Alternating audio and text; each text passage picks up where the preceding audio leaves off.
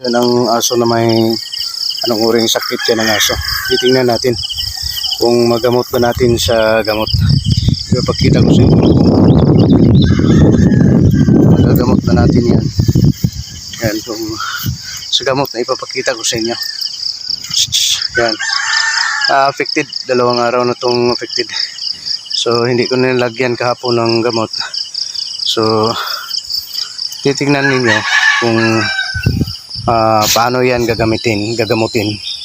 Ipapalam ko sa inyo yan, pag maglalakad. Parang hindi niya kayang maglakad ng tama.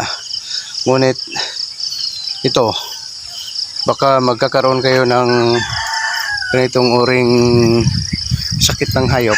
So malalaman na ninyo kung paano yan gagamutin.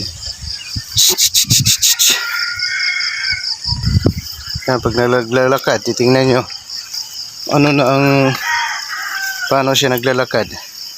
Parang hindi na siya marunong maglakad ng tama. Ganyan. So dito sa mga experiences natin, walang nagturo nito sa atin. Ngunit dahil sa mga experiences natin sa gamot, ipapaalam ko rin sa inyo kung paano yan malulunasan ng ganong uring sakit ng hayop.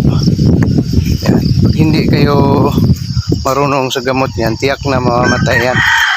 Yan. Titingnan nyo ito na siya.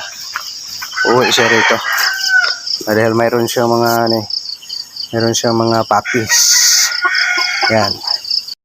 Ito ang ginamit natin sa paggamot sa aso natin na mayroong sakit na parbo.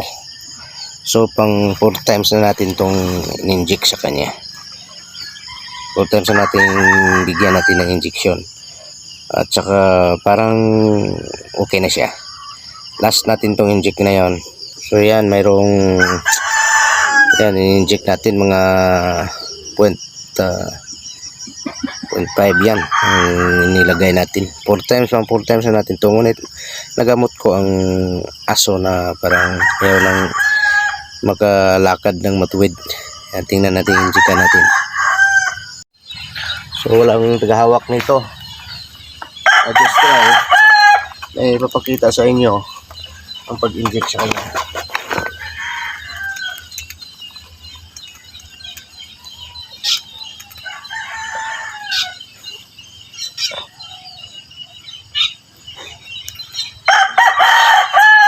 Ito ang gamot na in-inject ko sa kanya.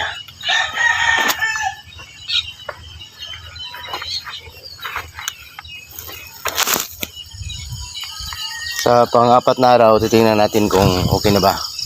Tayo. Ito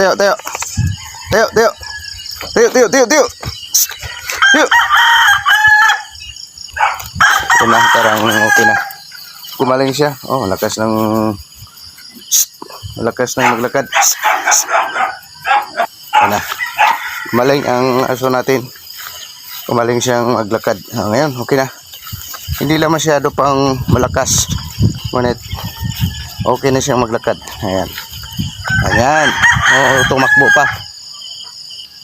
Ganyan mga friends. So yun na. Ito isa naman to na parang nagbuntis to.